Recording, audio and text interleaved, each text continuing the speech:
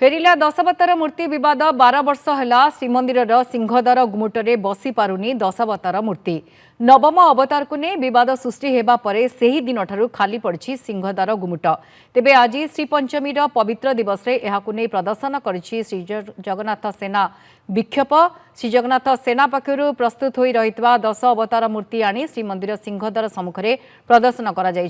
घंटा घंटा और आध्यात्मिक धुनी में सिंहद्वार निकट में यह कारुकृति को रखी सरकार और श्रीमंदिर प्रशासन को एक मास मोहलत देछि जगन्नाथ सेना प्रशासन यह न लगैले बाध्य होई भक्तों सहायतार श्री जगन्नाथ सेना यह लगेब बोली घोषणा होइछि 12 वर्ष पर भी श्रीमंदिर सिंहद्वार गुमुटे बसी पारानी दशावतार मूर्ति यह केबे लगाजिबो बोली मध्य साधारण प्रश्न उठिछि पौराणिक तथ्य अनुसार प्राय 150 वर्ष तले सिंहद्वार को शंकराचार्य निर्माण करथिबा बेले परवर्ती समय महाराजा माने एही दशावतार मूर्ति स्थापन करथिले।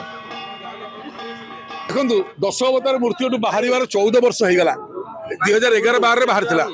एवं ए जो मूर्ति आज आप देखुछन सिंहद्वार आम रखिलु जवाब देइथुलु से क्षेत्रवासी को 40 ओडिया को जगन्नाथ प्रेमी को आम 10 अवतार आनिक लगे व्यवस्था करूँ 35,000 टका मात्र देले नहीं बोली प्रत्नतत्व विभाग एएसआई विभाग और सरकार बोली से मूर्ति देले नहीं 35,000 टका आम झाड़ बुहा दन देकी मूर्ति आनीचु ये निश्चय लगे बिना आखिरे कौन मुह शोभा पाए आमर विनम्रतार सहित कहया कथा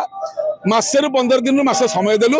जदि आप लगे कथा लगातु नचेत आम शिल्पी महेंद्र एवं आमर पथुरिया मैंने जो मैंने मंदिर को तैयारी करते